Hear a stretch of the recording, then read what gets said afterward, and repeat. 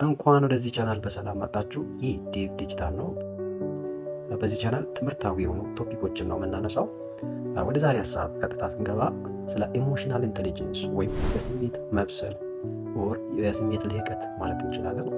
በስሜት መብሰል በሚል ርዕስ ይሆናል ማለት ነው። ዓለማችን ከ80% በላይ ማለት ይቻላል ሁማን አይዴንቲቲ ክራይሲስ ወይም የማንነት ቀውስ ውስጥ ሰዎች የሚገቡበት ትልቁ ምክንያት ምንድነው ተብሎ ሲታይ ኢሞሽናሊ ኢንቴሊጀንት ያለመሆን ምክንያት ወይም በስሜት ያለመብሰል ችግር ማለት ነው።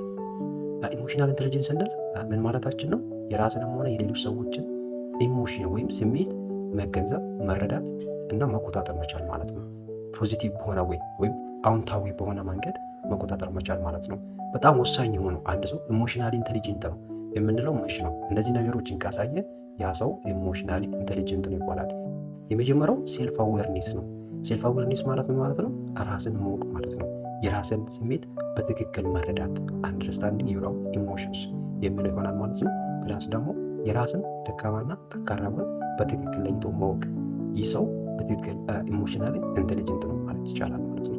ፕላስ ደግሞ ሪኮግናይዚንግ ኢሞሽናል ትሪገርስ ወይም ስሜቶቻችንን ሊነካ የሚችል ወይም ሪፍሌክት የምናደርገው የሆነ ነገር በሚፈጠርበት ታይም ለዛ ነገር የምንሰጠው ሪስፖንስ ፖዚቲቭ በሆነ መንገድ ከሆነ ዲስ ፐርሰን ኢዝ ኢሞሽናሊ ኢንቴሊጀንት ነው እንላለን። ስለዚህ የመጀመሪያው ሴልፍ አዌርድ የሆነ ሰው ኢሞሽናሊ ኢንቴሊጀንት ነው ማለት እንችላለን።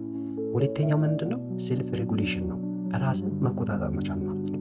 ያ ማለት ማኔጂንግ ኢሞሽናል ሪአክሽንስ። በተለያየ ቦታ ላይ ለምሳሌ የእኛን ስሜት የሚፈታተኑ ነገሮች በጣም ብዙ ናቸው።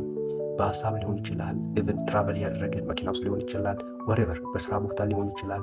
እኛ የምናሳየው ሪአክሽን ኢሞሽናሊ ምን ያህል ኢንቴሊጀንት እንደሆነ ያሳያል። በዛን ታይም አንድ ሰው ኢሞሽኑን በትክክል ማኔጅ ማድረግ ከቻለ ይሄ ሰው ኢሞሽናሊ ኢንቴሊጀንት ነው እንላለን።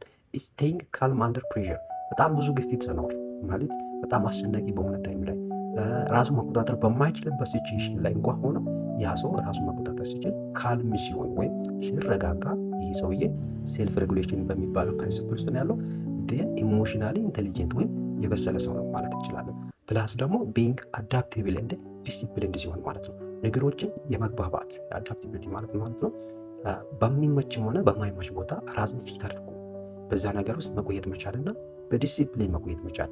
ስለዚህ ይህ ሰውዬ ኢሞሽናሊ ኢንቴሊጀንት ነው እንላለን። እንግዲህ ተመልካቾቻችን ራሳችሁን በእነዚህ ነገሮች ውስጥ ቴስት እያደረጋችሁ እንድትሄዱ ለማሳሰብ እወዳለሁ ማለት ነው። ሌላኛው ሶስተኛው ሞቲቬሽን ነው። ሞቲቬሽን ማለት ነው ሃቪንግ ኢነር ድራይቭ እንደ ኮሚትመንት፣ አንድን ነገር ለማድረግ የመነሳሳት ነገርና ቁርጠኝነት ሲታይ ማለት ነው። አብዛኛው ጊዜ የሆነ ነገር ለማድረግ እንነሳሳለን፣ እንጀምራለን፣ ግን ያን ነገር የማስቀጠል ችግር ይገጥመናል ማለት ነው። ያ የሚያሳየው ዲሲፕሊን እንዳለመሆናችን ነው። ነገር ግን የሆነ ሆኖ አንድ ሰው ሞቲቬትድ ከሆነ በዚህ ሞቲቬትድ የማይሆኑ ሰዎች አሉ። ሞቲቬሽን ቢሰሙ የሰውን ለውጥ ቢያዩ ፕላስ ደግሞ ውስጣቸው ለሚጮህ ድምፅ እንኳን ሰምተው ተግባራዊ ለማድረግ ማይንቀሳቀሱ ብዙ ሰዎች አሉ። እነዚህ ሰዎች ሞቲቬትድ አይደሉም። ሌላኛው ምንድነው? ወርኪንግ ቱዋርድስ ጎል ዊዝ ፖዚቲቪቲ። አንድ ጎል አለኝ፣ ህልም አለኝ ወይም ራዕይ አለኝ ብላችሁ ከጀመራችሁ ያን ነገር ከግብ ለማድረስ የምትሄዱበት መንገድ ማለት ነው ፖዚቲቭ በሆነ ወይ ይሳካል በሚለው እሳቤ ስንነሳ ማለት ነው። እንደዚህ አይነት ሀሳብ ይዘን የምንንቀሳቀስ ከሆነ ዊ አር ኢሞሽናሊ ኢንቴሊጀንት ነን ማለት ነው። አራተኛው ምንድነው? ኤምፓዚ ወይም ርህራሄ ሲኖር ይሄ ሰው ኢሞሽናሊ ኢንቴሊጀንት ነን እንላለን፣ ወይም በስሜት በስሏል ማለት እንችላለን። በነገራችን ላይ ርህራሄ ወይም ኤምፓዚ የሚባል ነገር የሌላቸው ሰዎች በጣም ብዙ ናቸው። ለሌሎች ይቅርና ለራሱ እንኳን ርህራሄ ማያሳዩ ሰዎች አሉ። ይሄ የሚያሳይ ምንድነው? ኢሞሽናል ኢንቴሊጀንት አለመሆን። ኤምፓዚ ስንል አንደርስታንዲንግ አድረስ ኢሞሽን፣ የሌሎች ሰዎችን ስሜት መረዳት፣ ከራስ አልፎ የነዛ ሰዎችን ስሜት መረዳት መቻል ማለት ነው። ቢንግ አዌር ኦፍ ሶሻል ኪውስ፣ በማህበራዊ ህይወት ውስጥ የሚታዩ ነገሮችን መረዳት መቻል ነው። ብዙ ሳይድ ሆኖ የዛን ሰው ኢሞሽን በትክክል አንደርስታንድ ማድረግ ከቻለ ዲስ ፐርሰን ኢዝ ኢሞሽናሊ ኢንቴሊጀንት ነው እንላለን ማለት ነው። አምስተኛውና የመጨረሻው አንድ ሰው ኢሞሽናሊ ኢንቴሊጀንት መሆኑን የምናውቅበት አምስተኛው ሶሻል ስኪልስ ነው። ምን ማለት ነው? ኮሚኒኬቲንግ ኢፌክቲቭሊ፣ ከሌሎች ጋር ኢፌክቲቭሊ ወይም በትክክል መግባባት ስንችል ማለት ነው። ኮሚኒኬሽን ክሬት ስናደርግ ይሄ በዚህን ታይም ኮሚኒኬቲንግ በትክክል መግባባት ስንችል፣ ቢልዲንግ ሄልዝ ሪሌሽንሽፕ፣ ከሌሎች ጋር ጥሩ የሆነ ግንኙነት መፍጠር ስንችል፣ ኢንዲቪጁዋሊዝምን ማያበዛው ነገር ግን ሄልዝ የሆነ ሪሌሽንሽፕ፣ ጤናማ የሆነ ግንኙነት ያለው ሰው ኢሞሽናሊ ኢንቴሊጀንት ነው። ሪዞልቪንግ ኮንፍሊክትስን ኮላቦሬቲንግ፣ ነገሮችን ወይም ግጭቶችን የመፍታት ጥበብ ያለ ሰው ዲስ ፐርሰን ኢዝ ኢሞሽናሊ ኢንቴሊጀንት ነው እንላለን ማለት ነው።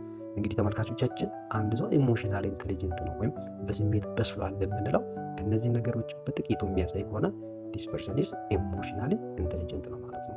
እንግዲህ ተመልካቾቻችን እናንተም በየትኛው ካቴጎሪ ከነዚህ ሊስት ካደረግኳቸው ነገሮች ምን ያህሉን ፉልፊል እንዳደረጋችሁ ራሳችሁ ቼክ ማድረግ ትችላላችሁ። የትኛው ቦታ ላይ ማስተካከል እንዳለባችሁ ቼክ ማድረግ ትችላላችሁ ማለት ነው። ስለተከታተላችሁ እናመሰግናለን። ሰብስክራይብ ያላደረጋችሁ ሰዎች ሰብስክራይብ አድርጉ። ቀጣይ በጣም በተሻለ ቪዲዮ እስከምንገናኝ ድረስ ይመቻችሁ።